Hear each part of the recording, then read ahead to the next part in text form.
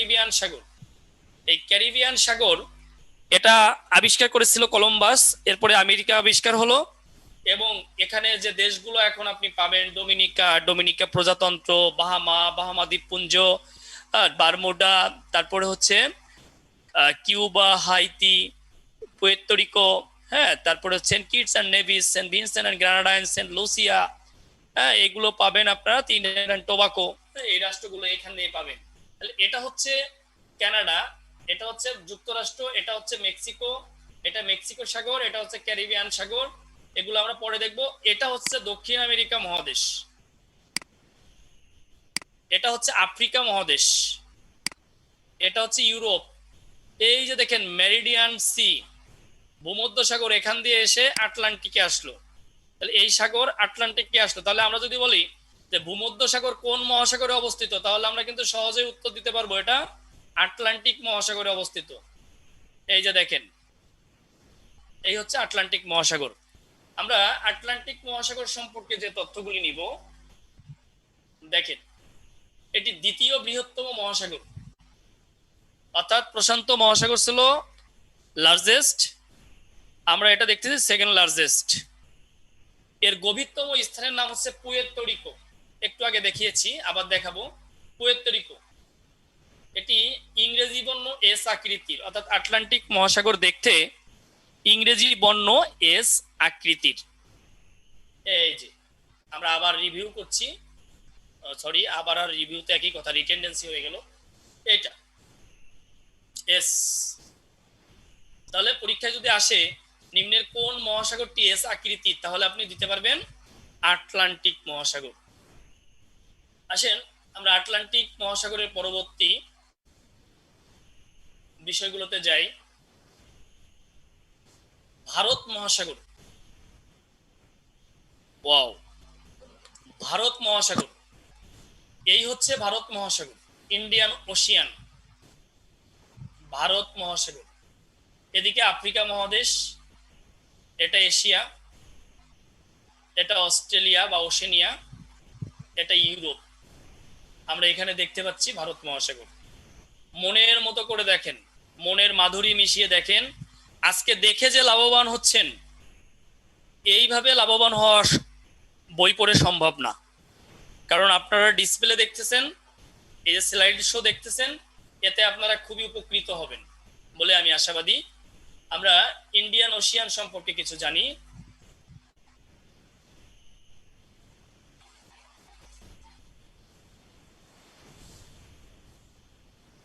দেখেন এর গভীরতম স্থানের নাম হচ্ছে সুন্দর ট্রেন্স, মনে রাখবেন, এটা পরীক্ষায় আসে। গভীরতম স্থানের নাম হচ্ছে সুন্দর ট্রেন্স।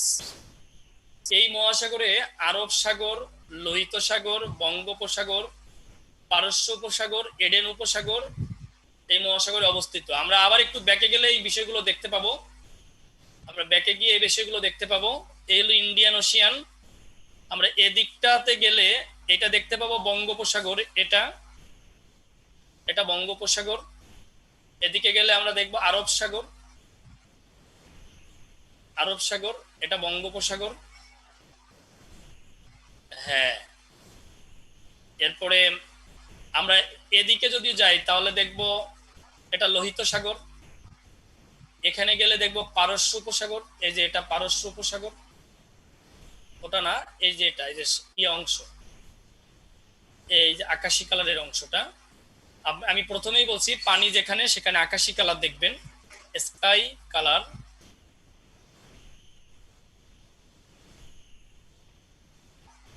এই যে অংশটা পারস্য উপসাগর, হ্যাঁ, এই তো পারস্য উপসাগর। হ্যাঁ, এটা হচ্ছে লোহিত সাগর, এটা হচ্ছে এডেন উপসাগর। হ্যাঁ হ্যাঁ, আমরা এটা কি ভারত মহাসাগর, এটা হচ্ছে বঙ্গোপসাগর, এটা বঙ্গোপসাগর। এদিকে গেল আরব সাগর। এই যে আমরা যে জিনিসগুলো দেখতেছি আপনাদেরকে একবারে হাতে কলমে দেখাচ্ছি। এই পুরোটা হচ্ছে ভারত মহাসাগর, এই যে বিস্তীর্ণ পানি দেখতেছেন, হ্যাঁ, এটা ভারত মহাসাগর। তার মানে এই যে যে সাগরের কথা বলছি, যদি পরীক্ষায় আসে এই সাগরগুলি কোন মহাসাগরে অবস্থিত, তাহলে কিন্তু আপনাকে উত্তর দিতে হবে ভারত মহাসাগরে অবস্থিত। আপনারা এখানে এসে আর একটা দেখবেন, এই যে এই জায়গাটা আছে একটা এডেন উপসাগর, ওইটা দেখাইছি। আর এই যে আবার এটাকে ইয়া মনে করেন না, এটা হচ্ছে মোজাম্বিক। এখান দিয়ে আফ্রিকার কিছু দেশ আছে, মোজাম্বিক, মালাগাসি, মাদাগাস্কার, এগুলো দেখতে পাবেন এখানে। যাই হোক, এটা কিন্তু আফ্রিকার অংশ, হ্যাঁ। এবং আপনাদেরকে আমরা ভারত মহাসাগর সম্পর্কে দেখালাম। আমরা নেক্সটে যাব।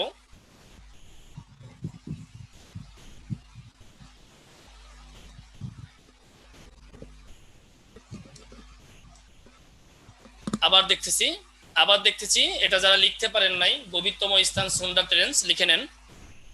হ্যাঁ, অনেকেই প্রশ্ন করতে পারেন এর চেয়ে বেশি কি পড়া লাগবে না। আমি না, বিসিএস এর জন্য এর চেয়ে বেশি পড়ার দরকার নাই, কিংবা অন্য পরীক্ষার জন্য মোটামুটি এনাফ। এরপরে যদি আপনার মন চায় আপনি বই দেখে আরেকটু পড়বেন, সেটা আপনার ব্যাপার। তবে মনে রাখবেন, সব পড়লে প্রিপারেশন ভালো হবে না, বেছে বেছে পড়লেই প্রিপারেশনটা ভালো হবে। আমরা আজকে বেসিক আলোচনা শুরু করেছি, আগামীকালকে এরপর থেকেই আলোচনা করব। এখন সিকোয়েন্স ব্রেক করব না। আমাদের একটু মানে আমার কারণেই, ব্যক্তিগত কারণেই স্লাইড রেডি একটু কম ছিল, যার কারণে হচ্ছে আমরা অন্যদিকে ক্লাস নিয়েছি। তো আমরা আজকে শুরু করলাম সিকোয়েন্স। এই সিকোয়েন্স অনুযায়ী আপনাদের সাথে আমার ক্লাস চলবে। কালকের ক্লাস আরো গুরুত্বপূর্ণ। আমরা অনলাইনে যে ক্লাস শুরু করেছি, এটা গুরুত্বের সহকারে শুরু করেছি। আমরা এটুকু মনেই করি না যে আপনারা আমাদের সামনে বসে নাই, কিংবা অনলাইনে আপনার কাছ থেকে টাকা নিয়েছি তার মানে দায় সারা হয়ে গেছে। ব্যাপারটা আসলে এরকম ভাবে আমরা ভাবছি না। আমরা পুরোপুরি এটাকে মানে সেবাদানের যে মানসিকতা, এই সেবাদানের শতভাগ মানসিকতা নিয়ে আমরা এই কার্যক্রমটি শুরু করেছি। আশা করি বাংলাদেশের শ্রেষ্ঠ সার্ভিস আপনারা পাবেন। আসেন আমরা ভারত মহাসাগরের পরে যে মহাসাগরটি দেখব, দক্ষিণ মহাসাগর। এর আরেকটা হচ্ছে অ্যান্টার্কটিকা মহাসাগর। এই দেখেন, এটা অ্যান্টার্কটিকা মহাসাগর এই কারণেই বলা হয়েছে, কারণ এটা হচ্ছে অ্যান্টার্কটিকা মহাদেশ দ্বারা আবৃত। মানে এর চতুর্দিক দিয়ে প্রায় অ্যান্টার্কটিকা মহাদেশ রয়েছে। আমরা যদি এই যে খেয়াল করি,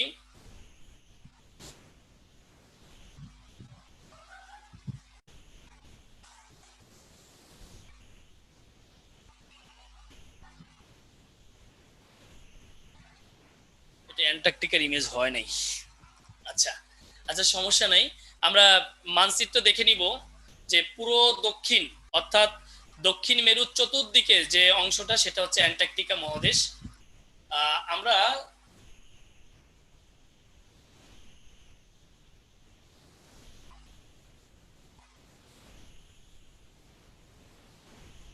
আমরা এভাবে অংশটা নিতে, আন্দামান সি, না আমরা এটা নিতে পারবো না। নেক্সট, এটা হচ্ছে দক্ষিণ মহাসাগর বা অ্যান্টার্কটিকা মহাসাগর। ওকে, এটা পুরোটাই দেখাচ্ছে আর কি। আমরা যদি দক্ষিণ দিকটা দেখাতাম, তাহলে যেটা হতো সেটা হচ্ছে অ্যান্টার্কটিকা মহাসাগর। আমরা উত্তর মহাসাগর বা আর্কটিক মহাসাগর, পৃথিবীর সবচেয়ে ক্ষুদ্রতম মহাসাগর দেখতে পাচ্ছি। অনেক বই আবার দক্ষিণ মহাসাগরকে ক্ষুদ্রতম মহাসাগর বলছে, এটা কিন্তু ভুল বলছে। হ্যাঁ, উত্তর মহাসাগর বা আর্কটিক মহাসাগর দেখতে পাচ্ছি পার্ট 4-এ।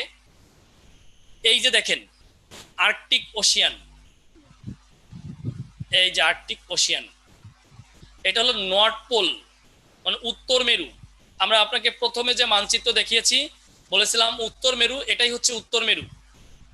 এই যে পুরো যে সাদা অংশটা দেখতেছেন, এই পুরো সাদা অংশটাই হচ্ছে উত্তর মহাসাগর। এখানে দেখতে পাচ্ছেন গ্রিনল্যান্ড, ডেনমার্ক। তাহলে গ্রিনল্যান্ড, ডেনমার্ক এদিকে দেখতে পাচ্ছেন। তারপরে এই যে দেখতে পাচ্ছেন, এই যে পুরো অংশটা, এই যে অংশটা আছে, এই অংশটা নিয়েই উত্তর মহাসাগর। এই যে বৃত্ত আকারে দেওয়া যেটা, অর্থাৎ এই বাউন্ডারির মধ্যে যা যা আছে সবই হচ্ছে উত্তর মহাসাগর। এবং এখানে কেটে সেটে দেখানো হয়েছে আর কি। হ্যাঁ, এখানে কাটসাট করে দেখানো হয়েছে। ওকে, এটা হচ্ছে আমাদের 5টি মহাসাগরের মধ্যে সর্বশেষ মহাসাগর আপনাদেরকে দেখালাম। আমরা নেক্সটে মহাসাগরের পরে যেটি দেখব,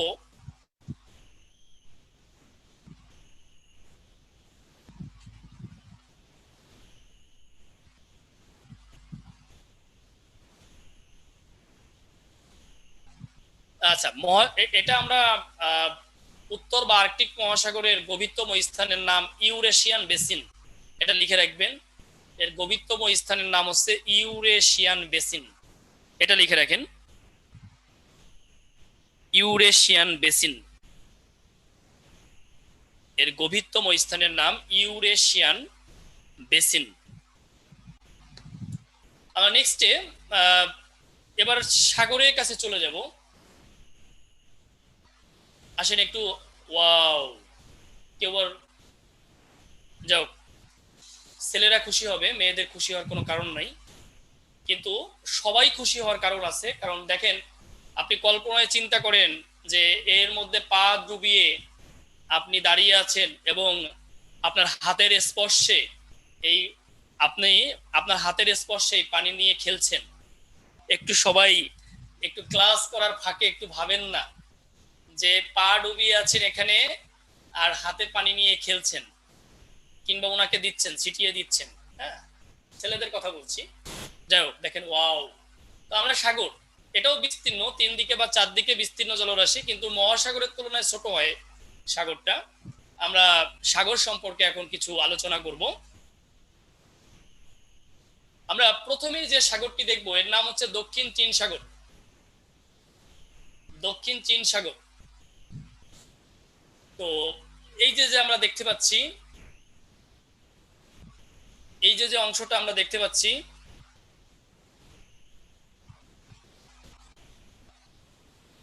এই অংশগুলোই হচ্ছে দক্ষিণ চীন সাগর। এই এই এই এগুলো দক্ষিণ চীন সাগরের অংশ।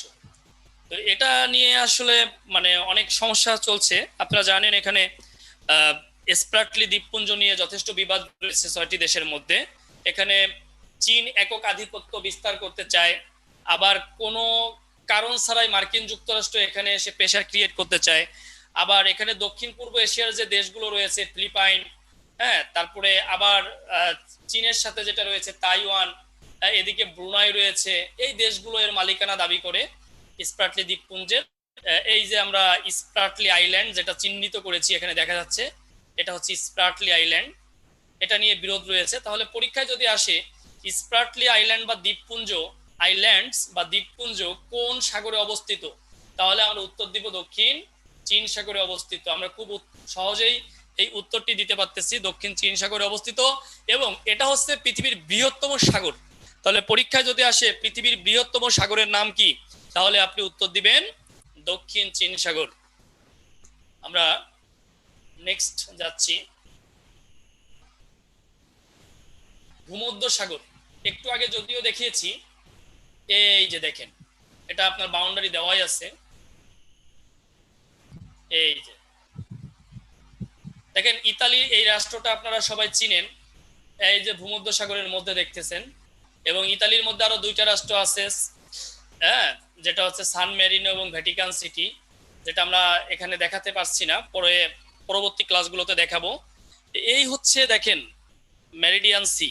তাহলে এই অংশটা মিশে গেল, এই যে স্পেন, এই যে হচ্ছে মরক্কো, এই যে এখান দিয়ে বের হয়ে এখানে একটু আগে আটলান্টিক মহাসাগর দেখিয়েছিলাম। তাহলে ভূমধ্যসাগর পতিত হলো কোথায় গিয়ে, আটলান্টিক মহাসাগরে। আবার এই যে এখানে এসে মিশছে, এদিকে এশিয়া, এই যে এশিয়া তুরস্ক, এই এই যে ইস্তাম্বুল, ইস্তানবুল, এই ইস্তানবুলের এই অংশটা, এই যে দেখবেন এই যে এই অংশটা হচ্ছে ইস্তানবুল। হ্যাঁ, এটা ইউরোপের মধ্যে পড়ছে, আর বাকি অংশ পড়ছে এশিয়ার মধ্যে। তাহলে এই যে ভূমধ্য সাগর, এটা একটা প্রশস্ততম সাগর। তাহলে যদি পরীক্ষা আসে বৃহত্তম সাগর কোনটি, তাহলে দিবেন দক্ষিণ সাগর। আর যদি আসে প্রশস্ততম সাগর কোনটি, তাহলে দিবেন ভূমধ্য সাগর। আমরা ভূমধ্য সাগর দেখতে পাচ্ছি, এবং এখানে নিচে কিছু দেশ দেখতেছি, যেমন আলজেরিয়া দেখতেছি, এখানে মরক্কো আছে, লিবিয়া আছে, ইজিপ্ট মানে মিশর আছে। এটা মূলত আফ্রিকা মহাদেশ। তাহলে ভূমধ্য সাগরের দক্ষিণ দিকে আমরা দেখতেছি কি, আফ্রিকা মহাদেশ।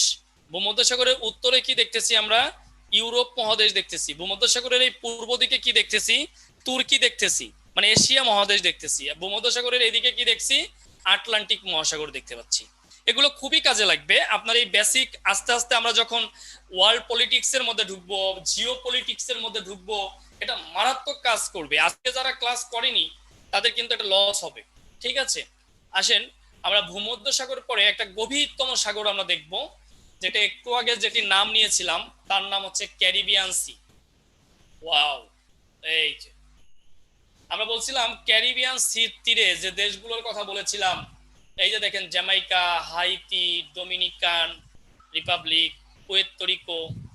এই পুয়ের্তো এখানেই মূলত যে পুয়ের্তো ট্রেন্স একটু আগে, এটা হচ্ছে আটলান্টিক মহাসাগরের গভীরতম স্থান। এই যে এটা এটা এটা পুয়ের্তো ট্রেন্স, এটা আটলান্টিক মহাসাগরের গভীরতম স্থান। তো এখানে এই যে কিউবা, আপনারা জানেন কিউবার সাথে মার্কিন যুক্তরাষ্ট্রের দীর্ঘদিনের বিরোধের কথা। এই হচ্ছে কিউবা। হ্যাঁ, এই যে দেখেন, এই হচ্ছে কিউবা। তো দেখেন এই যে আমরা যেটা দেখতে পাচ্ছি, এটা হচ্ছে ক্যারিবিয়ান সি, ক্যারিবিয়ান সাগর।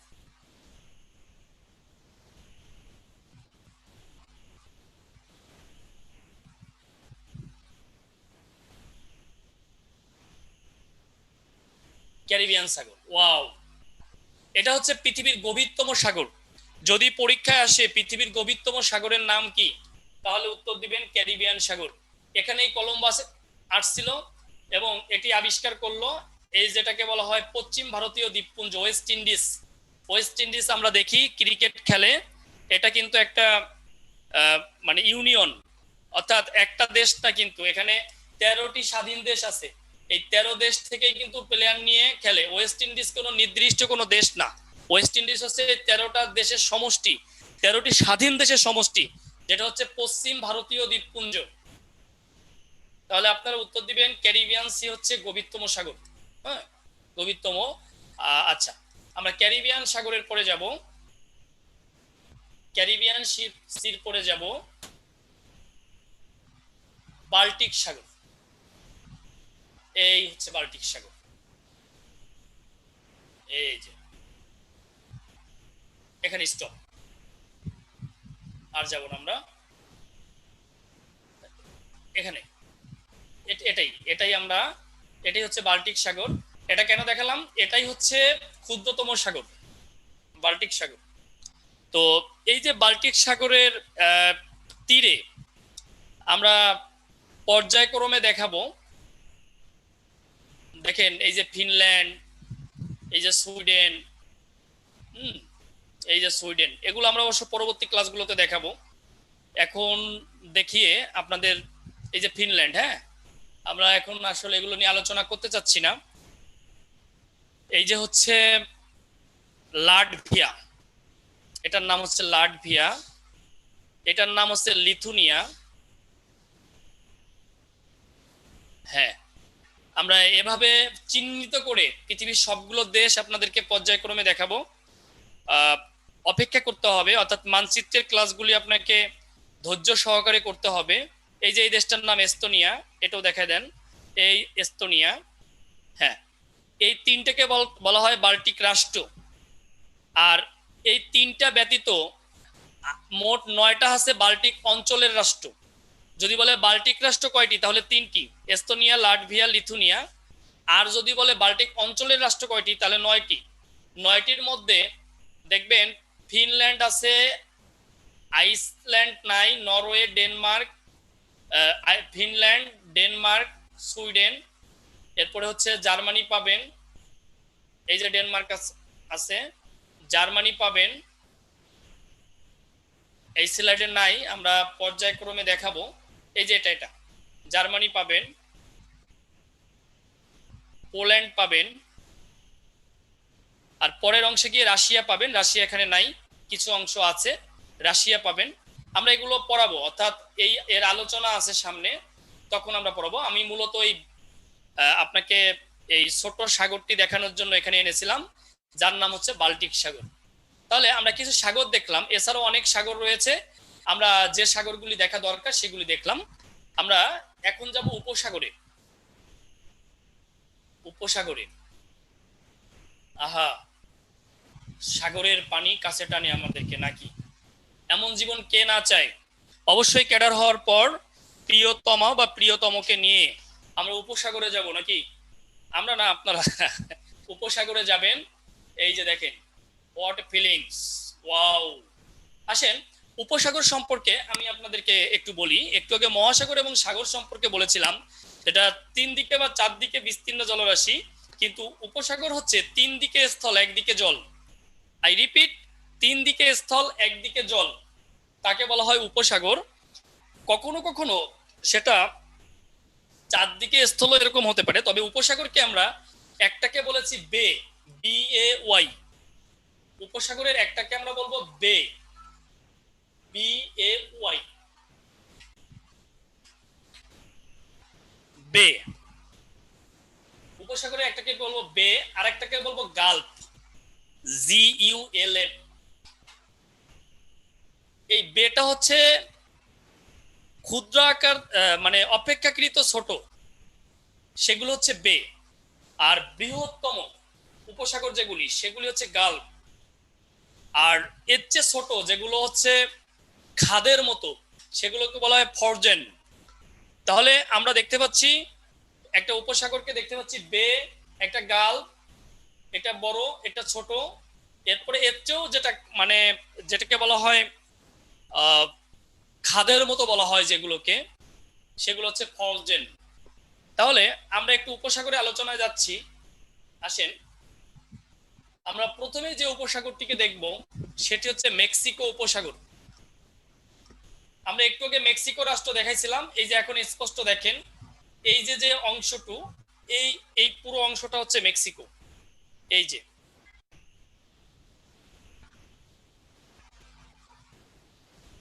এটা হচ্ছে মেক্সিকো উপসাগর। তাহলে এই যে এই অংশগুলো,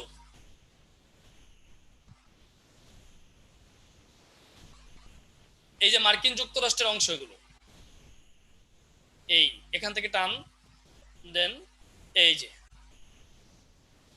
এগুলো স্থল, আমি স্থল দেখাচ্ছি। এই, তাহলে দেখেন, আমরা এদিকে দেখব ক্যারিবিয়ান সাগর, এটা হচ্ছে ক্যারিবিয়ান সাগর। এই রাষ্ট্রটার নাম হচ্ছে কিউবা।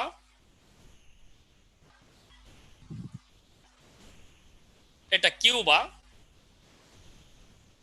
তাহলে খেয়াল করেন, এই যে দেখেন 3 দিকে স্থল, পুরো 3 দিকটাই দেখেন স্থল। এই যে 3 দিকটাই স্থল।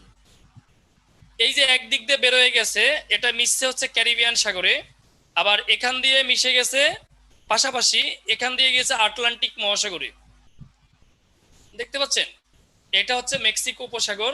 এটা হচ্ছে আপনার গালফ হিসেবে পৃথিবীর বৃহত্তম উপসাগর। তাহলে পরীক্ষায় যদি আসে পৃথিবীর বৃহত্তম উপসাগর কি গালফ হিসেবে, তাহলে হবে হচ্ছে মেক্সিকো উপসাগর। আমরা এবার পরবর্তী উপসাগর দেখব, যেটা হচ্ছে বঙ্গোপসাগর, বে অফ বেঙ্গল, বঙ্গোপসাগর। এই যে দেখেন, এই যে হলো মায়ানমার, তাহলে এটা স্থল। এই হলো বাংলাদেশ, এই ওয়েট ওয়েট, এখানে এটা মুছে ফেলতে হবে, এই পর্যন্ত আনতে হবে, আবার এখানে আনতে হবে। হ্যাঁ, আমরা দেখাচ্ছি, একটু ধৈর্য সহকারে দেখেন। এই এই আবার এই এই আচ্ছা, এখান দিয়ে যাব আমরা।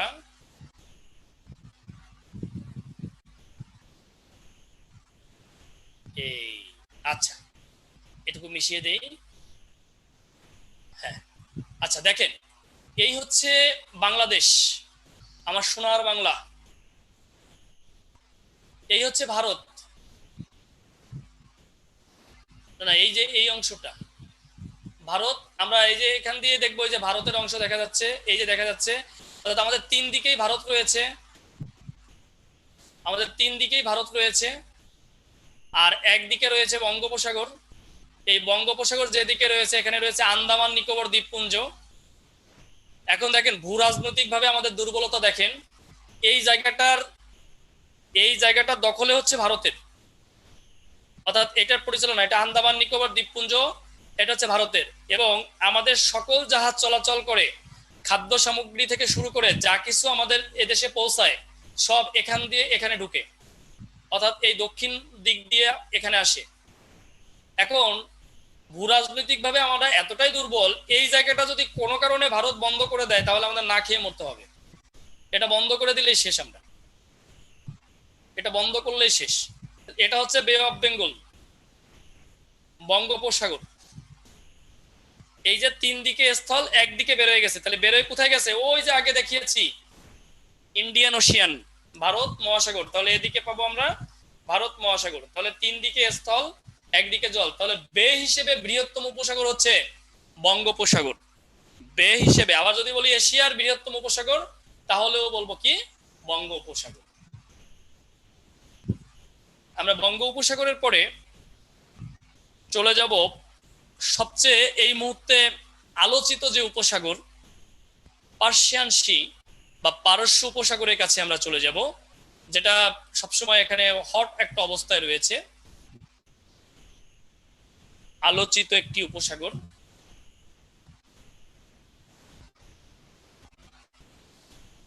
পারস্য উপসাগর, এই যে এটা একটু মানে আকৃতিটা একটু অন্য রকমের। এই যে দেখেন,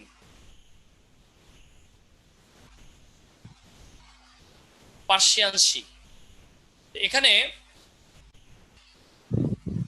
আপনি দেখতে পাবেন এই হচ্ছে ইরান,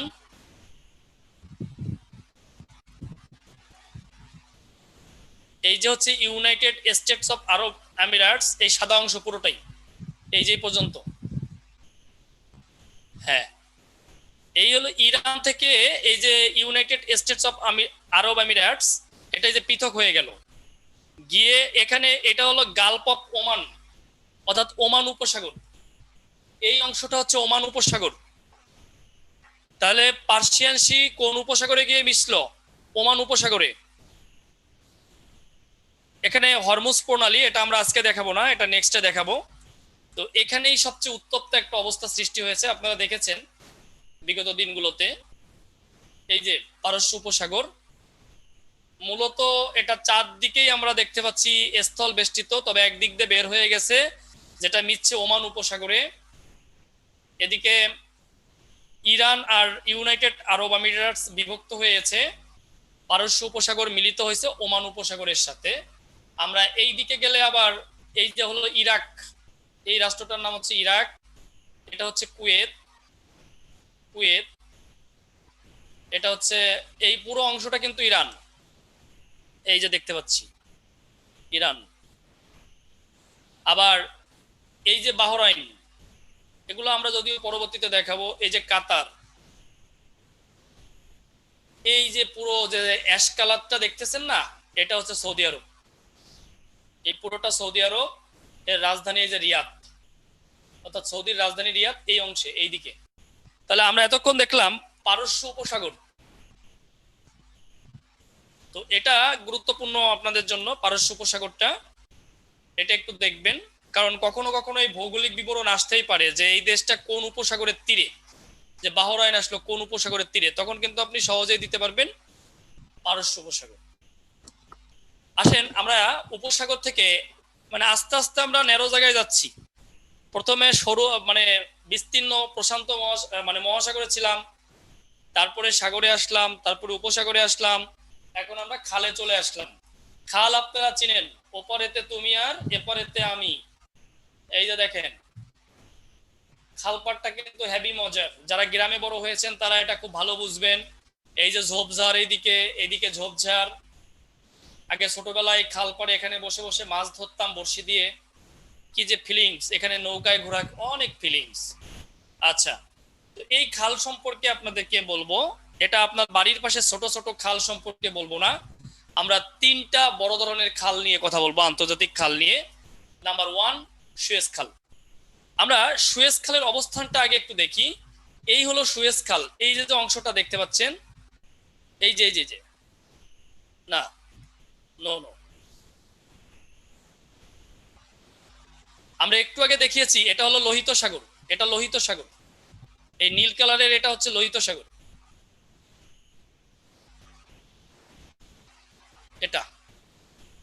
এই নীল কালারটা, এটা লোহিত সাগর। হ্যাঁ, এটা এডেন উপসাগর।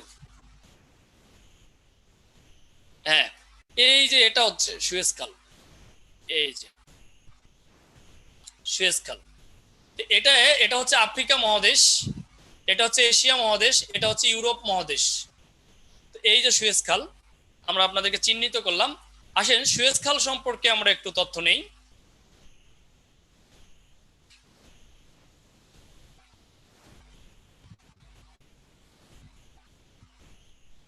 আচ্ছা, সুয়েজ খাল সম্পর্কে আমি আপনাদেরকে বলে দিচ্ছি যে প্রথমত আমরা ব্যাক স্লাইডটা একটু দেখব।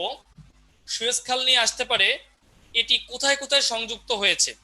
তাহলে আমরা বলতে পারি লোহিত সাগর এবং ভূমধ্য সাগরকে সংযুক্ত করছে। এই হলো লোহিত সাগর, এই হচ্ছে ভূমধ্য সাগর, এই দুটাকে সংযুক্ত করছে।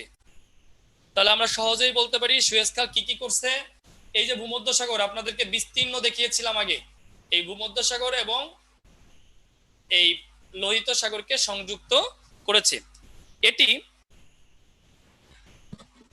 1859 সাল থেকে 1869 সাল পর্যন্ত খনন করা হয়। আই রিপিট, এটি 1859 সাল থেকে 1869 সাল পর্যন্ত খনন করা হয়। লিখে নেবেন।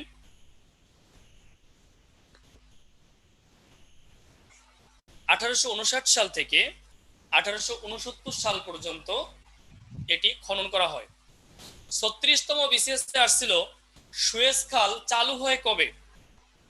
উত্তর দিবেন 1969 সালে।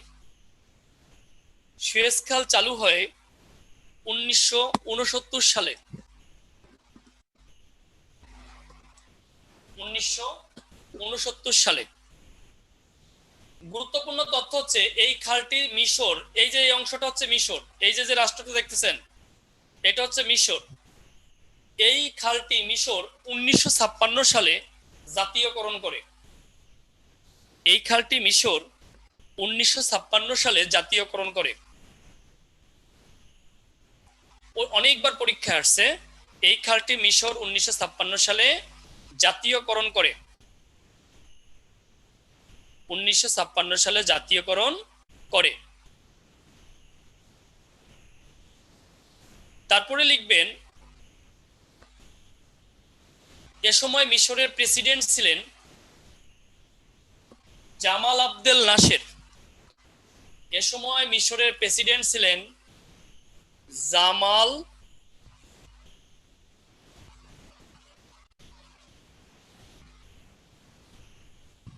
Abdel Nasser.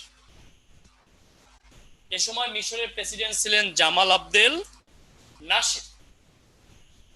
কথাগুলো নিবেন। আমি আপনাদেরকে বলছি দৈর্ঘ্য, প্রস্থ কিংবা গভীরতা নিয়ে যে বক্তব্যটি আছে খাল সম্পর্কে, আপনারা উইকিপিডিয়া দেখলে আপডেট দেখতে পাবেন, কিন্তু এটা দিলে কিন্তু হবে না, পরীক্ষা এটা থাকবে না। আপনারা দিবেন খালটির দৈর্ঘ্য 162 কিলোমিটার, 162 কিলোমিটার, প্রস্থ 40 মিটার,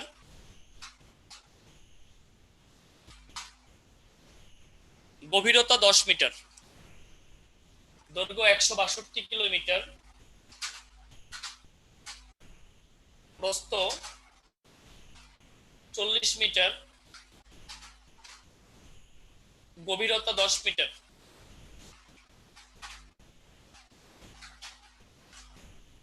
ওকে,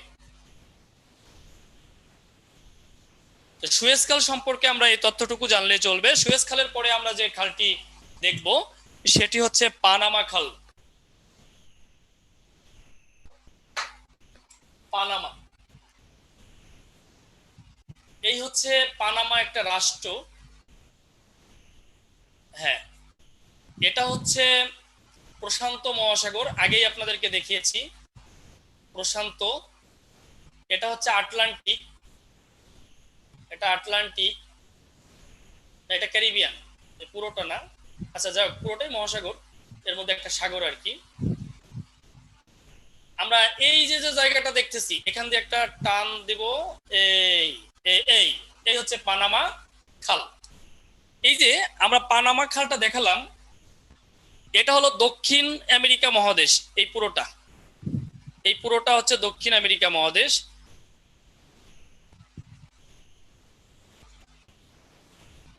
আর এই পুরোটা হচ্ছে উত্তর আমেরিকা, মানে এই দিকটা হচ্ছে উত্তর আমেরিকা মহাদেশ, এটা হচ্ছে দক্ষিণ আমেরিকা মহাদেশ। তাহলে পানামা খালকে আমরা দেখতে পাচ্ছি, পানামা খালের কারণে এই উত্তর আমেরিকা এবং দক্ষিণ আমেরিকা মহাদেশ আলাদা হয়ে গেছে। অর্থাৎ পানামা খাল কি কাজ করছে, উত্তর আমেরিকা মহাদেশ আর দক্ষিণ আমেরিকা মহাদেশকে কি করছে, আলাদা করছে।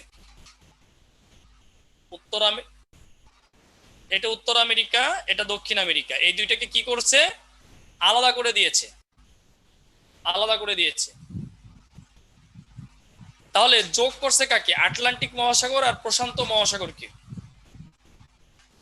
এটা অনেকবার পরীক্ষা আসছে যে পানামা খাল কোন দুইটি মহাদেশকে পৃথক করে, উত্তর আমেরিকা দক্ষিণ আমেরিকা, কোন দুইটি মহাসাগরকে সংযুক্ত করে, আটলান্টিক আর প্রশান্ত। এই পানামা খাল প্রথম 1500 শতকের দিকে ফরাসিরা খনন করা শুরু করেছিল, কিন্তু মশার কামড়ে প্রায় 21,000 মানুষ, মানে 21,000 শ্রমিক মারা যায়। কারণ এই খালগুলো খনন করা হয়েছে জঙ্গল পরিষ্কার করে, মানে বিশাল জঙ্গল পরিষ্কার করে এই খাল খনন করা হয়েছে। মশার কামড়ে মারা যায় হচ্ছে প্রায় 21,000 শ্রমিক। তখন আর এই খাল কেউ খনন করতে চায় না। 1700 শতকের দিকে স্পেনে এই খাল খনন করা শুরু করে, কিন্তু 6,000 শ্রমিক মারা যায়। এটা অপি ছিল। 1900 সালের দিকে এসে এই খাল খনন করার উদ্যোগ গ্রহণ করে হচ্ছে মার্কিন যুক্তরাষ্ট্র। মার্কিন যুক্তরাষ্ট্র এই খাল খনন করার উদ্যোগ গ্রহণ করলে তখন পানামা নামক রাষ্ট্র ছিল না, কিন্তু এখান থেকে বাধার সম্মুখীন হলো মধ্য আমেরিকা থেকে। যার কারণে মধ্য আমেরিকা থেকে বাধার সম্মুখীন হলে 1903 সালে একটি বিপ্লব ঘটিয়ে, অভ্যন্তরীণ একটি বিপ্লব ঘটিয়ে পানামা নামক একটি রাষ্ট্রের জন্ম দিল। এই পানামা নামক রাষ্ট্রটি জন্ম হওয়ার পর 1904 সাল থেকে এই পানামার ভেতর দিয়ে খালটি খনন করার উদ্যোগ গ্রহণ করলো। তাহলে আমরা পেলাম এই খালটি খনন শুরু হয় কত সালে, 1904 সালে। 1904 সালে খাল খনন করা শুরু হয় এবং 1913 সালে খালটি খনন শেষ হয়। তবে 1914 সালে জাহাজ চলাচলের জন্য উন্মুক্ত করা হয়। আই রিপিট, খালটি খনন শুরু হয় 1904 সালে, শেষ হয় 13 সালে, জাহাজ চলাচলের জন্য উন্মুক্ত করা হয় 14 সালে।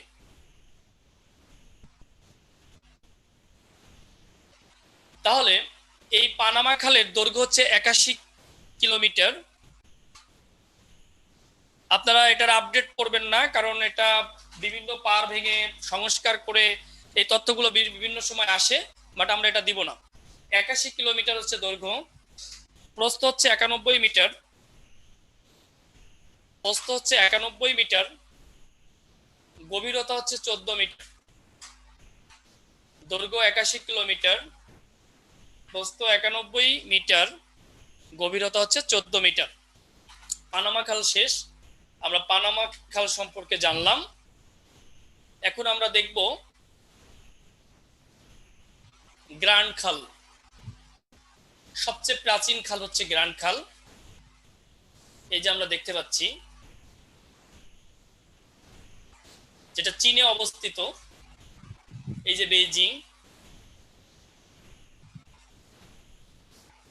হ্যাঁ, আমরা এই যে লাল লাল যে একটা দড়ির মতো চিহ্ন দেখতেছি, এটাই হচ্ছে গ্র্যান্ড খাল। হ্যাঁ, এই যে চীনের বাচ্চা, চীনের কাছে করোনা ভাইরাস,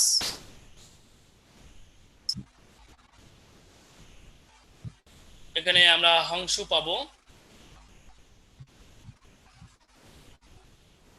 এটার আলোচনায় যাই আমরা গ্র্যান্ড খালের। আসেন গ্র্যান্ড খালের আলোচনায় যাই। এটা হচ্ছে পৃথিবীর সবচেয়ে প্রাচীনতম খাল। যদিও খাল খনন করা হয়, বলা হয় হচ্ছে খাল হচ্ছে কৃত্রিম। খাল বিষয়টা হচ্ছে কৃত্রিম, কিন্তু এই গ্র্যান্ড খাল আসলে একটা প্রাকৃতিক খাল।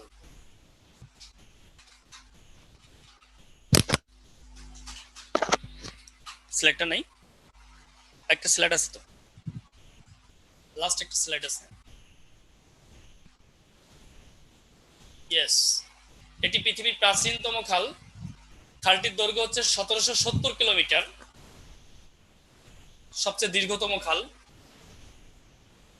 এটি বেইজিং হাংজু গ্রান্ড খাল নামে পরিচিত। তাহলে গ্রান্ড খালের আরেক নাম হচ্ছে বেইজিং হাংজু গ্রান্ড খাল, মনে রাখবেন। চীনের চীনের বেইজিং এবং হ্যাংচাং এর মধ্যবর্তী স্থানে খালটি অবস্থিত। আমরা প্রিভিয়াস ইয়েটার মধ্যে যাব, আবার সিলেক্টে যাব, গ্রান্ড খালে যাব। আমরা একটু দেখে আসি। এই যে বেইজিং এবং হ্যাংচাং, বেইজিং এবং হ্যাংচাং এর মধ্যবর্তী অবস্থিত। এই হচ্ছে বেইজিং, এই হচ্ছে হ্যাংচাং। এই বেইজিং এবং হ্যাংচাং এর মধ্যবর্তী খালটি অবস্থিত। তাহলে এটা এত কঠিন প্রশ্ন আসবে না। তারপরে আমরা এই বেইজিং হ্যাংচাং এর মধ্যে দেখলাম, কারণ দেখলে অনেক সময় নয়ন জোড়ায়, আমরা নয়ন জোড়ানোর কাজটি করলাম। তো আমরা এই ধারাবাহিকভাবে আগামীকালও আমার ক্লাস আছে আপনাদের সাথে, এভাবেই আমরা অগ্রসর হব, এই আলোচনা থেকে আমরা অগ্রসর হব। আগামীকালকের ক্লাস করতে হবে, অর্থাৎ পরপর যদি আপনি 3-4 দিন 4-5টা ক্লাস আমার না করেন, তাহলে মানচিত্রের এই সিকোয়েন্সটা আপনার কাছ থেকে ব্রেক হবে, আপনি ভালো বুঝবেন না। ভালো থাকেন, আজকে এ পর্যন্তই। তবে আপনাদের সাথে এখন প্রশ্ন উত্তর পর্ব রয়েছে। আপনারা চাইলে আমাকে এখন ফোন কলের মাধ্যমে এখন সরাসরি আমার সাথে কথা বলতে পারবেন যে কোনো সমস্যা নিয়ে। প্রথমেই আপনি আনমিউট করে নেবেন।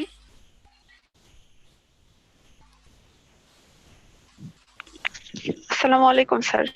ওয়ালাইকুম আসসালাম। কে বলছেন, নাম এবং কোথা থেকে বলছেন? স্যার ফারজানা হাবিব বলছি, টঙ্গী থেকে। Thank you. ফারজানা বলেন। স্যার গতকালকের একটা লেকচারের UNWTO, হ্যাঁ, এটা বাংলাদেশের সদস্যপদ লাভ করে হচ্ছে 1900, এটা আমাদের নাম আনসার বসানোর সময় একটু ভুল হয়েছে, আপনি এটা ঠিক করে নেন। গতকাল যেটি পড়িয়েছিলাম সেটি হবে, এটা আমরা ঠিক করে দেব, ওখানে কথা হয়েছে। জি থ্যাংক স্যার, ইউ থ্যাংক আপনাকে। ইউ। আসসালামু জি, আলাইকুম। ওয়ালাইকুম আসসালাম। নেক্সট। শুনতে পাচ্ছেন? শুনতে পাচ্ছি। ওয়ালাইকুম সাব্বির আসসালাম। হোসেন বলছিলাম। সাব্বির হোসেন বলেন। জি স্যার। স্যার পানামা খালের দৈর্ঘ্য, প্রস্থ এবং গভীরতাটা যদি একটু রিপিট করেন।